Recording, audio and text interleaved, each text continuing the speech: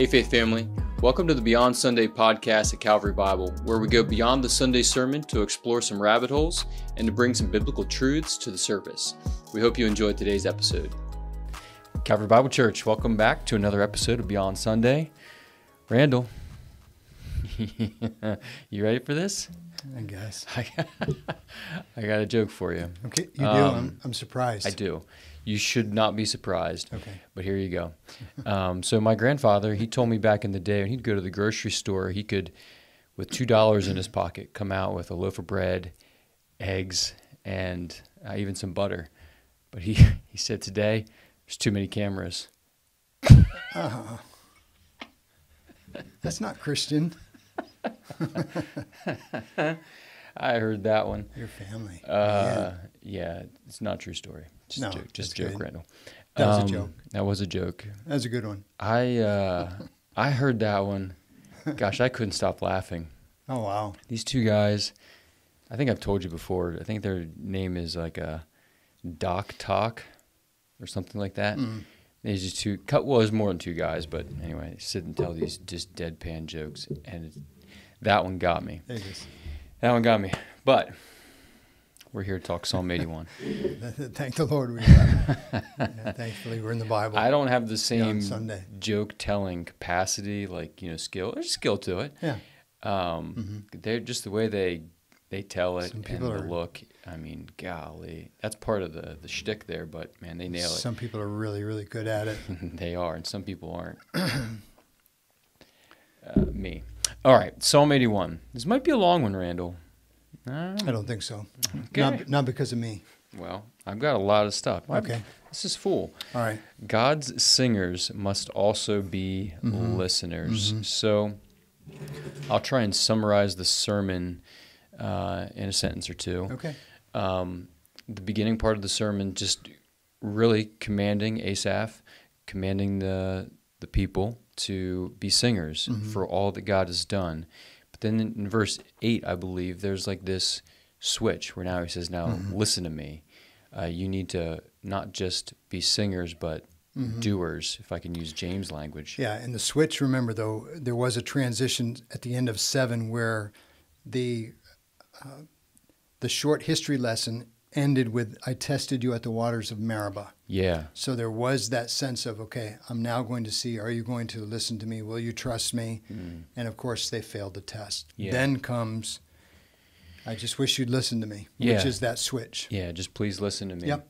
And then if we do, this kind and generous reminder, which many of the Psalms seem to have this ending, if we do listen, God's ready to bless. And wants to bless, but we seem to be in this bad habit of not really listening. So, how's that? That's really good. Okay? Yeah. So, question number 1, verse 8 at that second point. The pivot. Yeah, here. Okay, you mentioned it on Sunday. My mind was going there. I'm in Psalm 30-something here. Yeah. Hear, O Israel, or hear, O my people. Yeah. I went straight to, is it Deuteronomy 5 or 6? 6. The Shema is when the Shema, which is the verb, is the word, the verb for hear. Listen. Yeah. Is that the same verb, hear? Okay. I don't remember when. I'm pretty sure I did some teaching on that somewhere, sometime, and remember having an element of that word, meaning having to include do as well. There's other words for like listen or like hear, but this particular word, Shema, has a particular element of don't just hear, but follow through as well. Yeah, and if you like the rhyme, hear and heed, do both. I do like that, hear and heed. All right, so I was just curious if that was actually that Hebrew word, the Shema. Strong echo back to Deuteronomy. Right. And if you're not familiar with the Shema, that would have been a prayer that they would have prayed. How often? I don't have my history up to speed. How often would they pray that? Daily? Maybe daily. Maybe. Here, I'm not an expert on it either, the Jewish rituals. Yeah, so if you're listening or watching here, I'll just read what this familiar prayer would have been. Hear, O Israel, the Lord our God, the Lord is one. You shall love the Lord your God with all your heart and with all your soul and with all your might. And it probably would have continued there. But that's the beginning of it, one that we're so familiar with.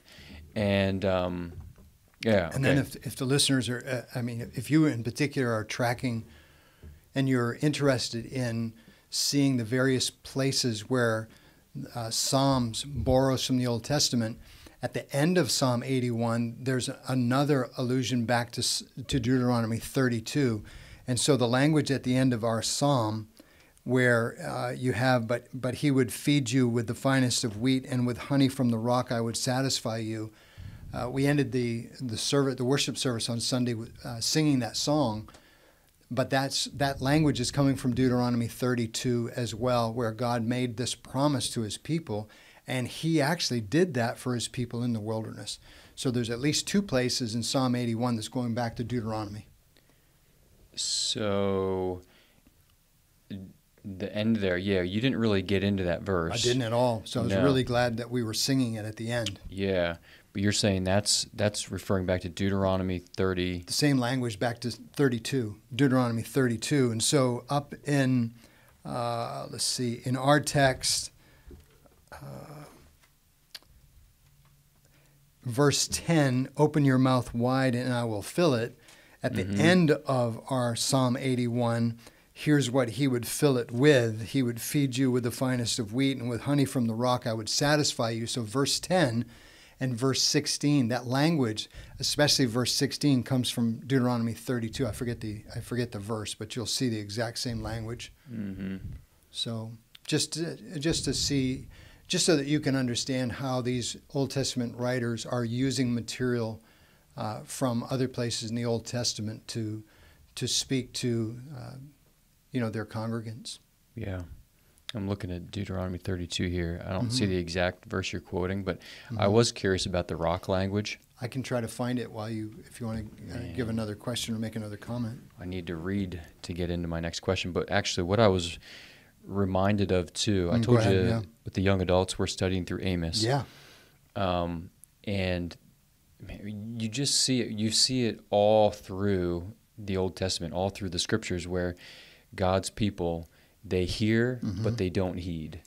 They hear God's word, and starting back in the garden, God says this, and they choose to go their own way, and it leads to destruction, and God comes back, and they hear again, and they don't follow through. Yeah. Yeah, it's a pattern throughout the Old Testament. So it's pretty, like I said in the opening minutes, we're used to reading the Psalms expecting God to teach us from history. So we are, and Beyond Sunday is pretty simple. Just take the message of Psalm 81 and do you believe it to the point where I'm making a commitment this week that I will not repeat the terrible the direction. I won't repeat that direction. I won't take those same steps as my spiritual forefathers did. So we're just simply avoiding that example altogether. Okay. So I'll read this verse out of Deuteronomy 32. It's in verse 13. He made him ride on the high places of the land, and he ate the produce of the field, and he suckled him with honey out of the rock, and oil out of the flinty rock. And it goes on with some more language similar to that. Yeah. I was actually curious if there was a connection. And so it's good to camp out here for a minute because I had a few people say, what is the deal with this honey on the rock? We sang the song, Randy didn't touch on it. Like I'm kind of curious what the language is and it's pointing to, so this is really helpful. I was wondering in the moment if there was a connection between honey from the rock and the waters of Meribah, because that happens twice where the Israelites are in the wilderness, they don't have water, and God brings water out of a rock. And now there's honey from the rock. Do you know, is there any connection there? I think honey sounds better than water, but when you need water, water's better than honey. Yeah. I think what you have in our text and what you have in Deuteronomy 32 is the reminder of the way in which God is so gracious to provide the best for his people in the worst environment. And I didn't get to that. It was because of the sake of time. I'm glad we could sing it, But if you're interested in, more of the theology of the language, just remember that God's people are being cared for in the harshest environment possible. And so out of that harsh environment, here's God putting together the best meals for his people so they don't lack anything. And that's the point, is that why wouldn't it? That's why I quoted from Derek Kidner. He said, look at the demented material that God has to deal with. I mean, why would we not listen to him when he says, if you just open your mouth wide, I would fill it? I like that. The reason is because I believe that there are other gods that satisfy. Therefore, our minutes spent looking at the definition of idolatry from Scott Haferman, and then that familiar to us now list of what I referred to years ago as the American Idols. Yeah.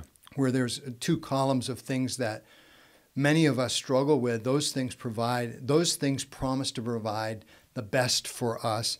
And God says, no, I alone can do that. And so, Beyond Sunday is still a time for us to say, are we worshipers of God all by himself? Are we worshiping God all by himself?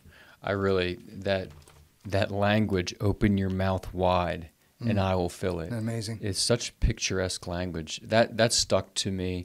And honey from the rock too, even though when you need water, you need water. Yeah. I'm imagining the more valuable of the two, if you're selling it or whatever, honey's in shorter supply. Yeah. I mean, and just the value of it. Honey on a rock, I don't know. But just all of that imagery of God being the one to satisfy. Yeah, and this is a good time for us to remember we're reading Hebrew poetry. So as I've tried to say, you have line A, but what is more B? So the B line in verse 16, after the finest of wheat, okay, that's good.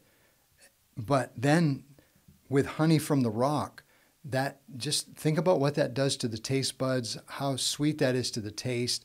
That's language that says God will give you his best. He is very gracious, and we use an old term. It's not necessarily old, but we don't hear it anymore. But he lavishes this on us, so it should bring up good images of the best possible gifts come from God alone, and that's why we worship him. Yeah. So in verse 12, then. It reads, so I gave them over to their stubborn hearts. And you again brought out the Romans 1 language. My mind was going there. He gave them up. Such stark and harsh language, discipline, really, just to give people over to what they really want. Yeah, it was judgment. Yeah. You said this, and this is not a perfect quote, but it's pretty close. You said, are you frustrated with the brokenness in your world? If so, listen to him. When you listen to him, your frustration will turn to flourishing. How does our frustration turn to flourishing? Well, the first thing is that I'm thinking about my own pilgrimage, my own walk, where I am fighting hard against other idols. Those times in my life they're not flourishing moments. They're not flourishing moments for me and God, for me and anyone else in my life. Me and Michelle, me and my kids, grandkids. Yeah. That's not times of flourishing. So those 2 opposites for me, they worked for me earlier in the week, where I just think about when my mind is frustrated, when my emotions are frustrated, and what's causing that. Yes, it's trouble, but of what kind? To move out of that, at least for me, requires a first step of, God, you alone are my God. You're the one who satisfies me. I need to believe that, and I need to take advantage of that as a child of yours. I need to put away my idolatry. Yeah. It's a very baseline type of sanctifying moment where I go to God, admit what I'm struggling with, and how those things are not, they're not satisfying me. And do I need those things? Like the quote, do I need Jesus to be happy? I like what Scott Haferman was doing with that. It just seems to be what we struggle with. So that move from frustration to flourishing was my way of saying, if you turn away from your idol, if things aren't going well in your family, for instance, and your family's your idol, then you've got to go to God with that. And hopefully there's the turn away from the idolatry, and now the flourishing can begin. There's a calming of my mind. There's a calming of my soul, my emotions, and I begin to flourish, even though the circumstances may not be great. Yeah. My Greek professor, who would probably not be thrilled with how much Greek I know, but would be glad that I remember this. Yeah. He had a kind of a life mantra, which was Jesus plus nothing equals everything. Which I don't think that's original to him. But that's great, though. It is. It's superb. Yeah. But that's it. We try and fill in the blank. Jesus plus this. Yeah. Insert this into my life. If I can get this, then I'll be. And then any of the things on the list that we looked at on Sunday. So it could be work related, it could be health related, appearance related, relationship related. You name it. That list is long, and that list was not exhaustive. But not even close. There is that sense of I have to worship Him. If and I forget the exact wording of the commandment itself, but that first commandment, there shall be no strange God among you. You shall not bow down to a foreign god. That I think, for me personally, that's one of the best foundational ways to assess my relationship with God. Which of the idols are pushing my buttons, vying for my affections, promising to fulfill if I just had that, So so for what it's worth, quick. The language, that language that took you right to Romans 1. Again, it's so I think it's fascinating to think that, okay, Paul picks up on this. Yeah. But this is something that God has been dealing with his people, and so when Paul does it, now we're into the New Testament era, first century church, and he's explaining the gospel in these terms. The negative side, of course. Yeah. You see it just repeated over and over. The Israelites say, "We want a king." He says, "You want a king? Fine, have a king. See how that goes." Yeah. I don't know if you're old enough to remember the Burger King commercial, "Have it your way." Do you remember that slogan? Yeah. I do. So "Have it your way" it's good for fast food. Yeah. But that's not good for my relationship with God. And so God says, I will not force genuine worship on you. And that's the scary part of this. And then of course he sends them out, sends them away, or expels them is the Hebrew there. It's pretty strong. It's just at Circle K, the camp I grew up going to, they had a sign at the cafeteria, or like that when you're walking through the line, it said, "This isn't Burger King. Here you get it our way, or you don't get it at all." There you go. Hey. But I was just thinking about if I can bring it down to home for a minute. Personal story. One of these Jesus plus moments in this week, I don't know if anyone else can relate to this, but Easter's right around the corner. We know that, and people have got family things going on and meals to prepare, and different pieces that kind of are all orchestrating for the perfect Easter holiday. And man, just feeling late Sunday night, early Sunday or Monday morning, this stress of, I've got to get this, we got to get this done, we got that done, and check this list off. And the filling in the blank of Jesus plus is Jesus plus, whether it's family or the perfect scenario, just the right combination of things in my life to make it go well, then it'll be good. And those things are all fine and good in and of themselves. Yeah. But when those things don't go well or begin to overwhelm us, I just had to say to myself, don't be anxious. Don't lose sight of what's really important this week. And then in that moment was able to say, I do not want to go through Easter this year and miss it. Because if I do, it's all going to be for naught, for something that's really not as worthy as what Christ is. And that recentering has helped me this week to not put something else, on that statue. It's a great example, of what we're trying to do. We're trying to worship God. Isn't that strange?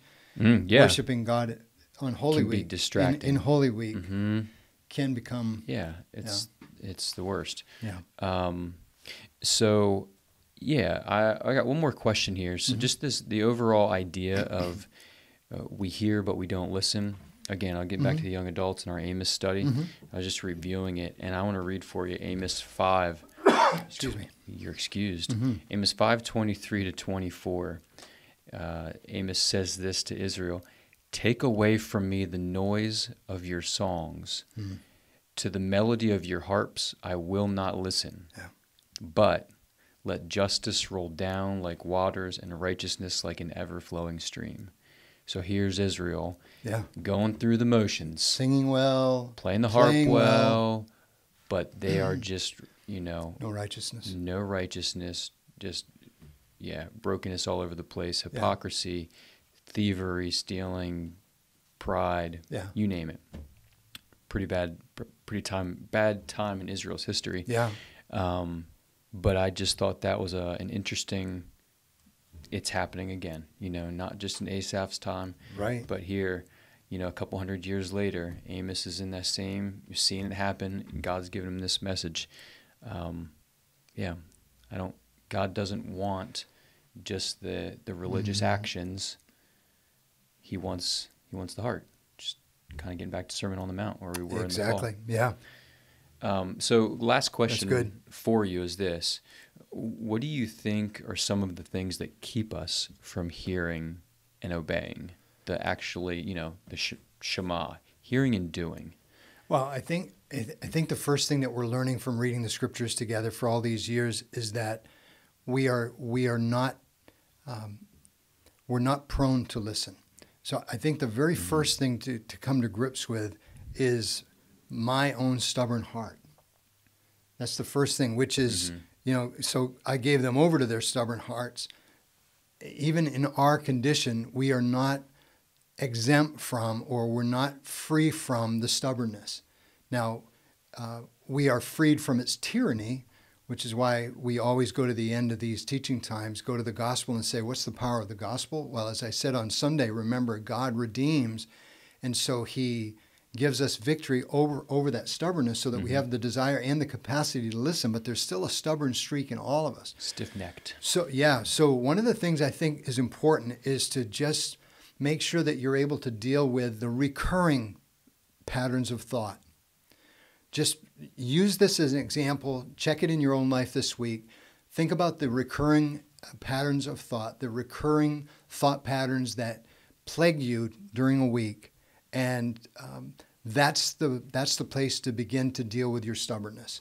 Because in those moments now, if you don't catch those and take those to God quickly, then you are actually living out this stubbornness, and it is connected to idolatry. So start with that. Do you have some thought patterns that reoccur, and they're they're destructive or disruptive? Destructive being the bad extreme, but even disruptive, where the thought pattern it disrupts your walk with the Lord and your fellowship with Him and others, and that to me is the place. It's a good place to start. Your question was sort of what causes it, and I just started with just the heart itself, where I need to know that I am stubborn in places. I'm stubborn in places. Thank the Lord, not in all, but I'm stubborn in places. Yeah. And so the other thing I would say is check your appetites. The thing that you wish most, if you just ask yourself, if only I had this, or if only this would happen, you're probably getting close to the idolatry, the idol worship, and in those moments you're not listening to God. Actually, you're trusting in something else, hoping in something. That's another term that's interchangeable in the Psalms: hope and faith, and you're hoping in something else rather than hoping in God. Yeah, no, I mean, our stubborn, stiff-necked hearts is obviously, that's the place to start, because that's our natural bent. And then beyond that, what I was hearing you say too is just having spiritual ears, or having a spiritual sensitivity to pay attention to what's actually going on and to get to the root of it. It's hard to listen. You and I both know in a tight relationship, like a marriage, for instance, in difficult conversations, they've done research on this. So as the emotions go up, the communication comes down. And so you and I have both either said or heard it said to us, "You're not listening." What? You're not listening. So I think that's one of those. Can you identify those moments with the Lord? God saying to you, "You're not listening to me," and I can relate to that in human relationships. But think about God and you, and He's saying back to you, "You're not listening. You're not getting it." It's not because He's not being clear. It's because something's happening in my ability to hear Him. Right. Well, that's a great illustration. So let's just pretend that you and Michelle are having a conversation and you're not listening. Yes, which is probably the case. Right. Bless her heart. It's you're hearing her. The sound waves are getting into all your the words, ear. All the words. And maybe you're even like actually paying attention to her too, but your heart isn't lined up with her heart. And so just take that analogy and take it over. We want our hearts to line up with God's heart. So when God's heart breaks over sin, if our heart doesn't break over that sin, right, we're not actually hearing Him or listening. Yeah. Because we don't feel the same way that He does. Yeah. Yeah, I would just say that all of us need to be in conversation with certain people in our lives so that we are dealing with our idolatry. And whether it's an accountability where we sign our sheets, whether it's prayer partners, whatever it is, I just think it's so important that you're in communication with someone who can help you sort through your times where you're just not listening well. Yeah, and to the Lord. Yeah, I would add just a little to that, or my thoughts go towards just actually taking the time to stop amidst the busyness.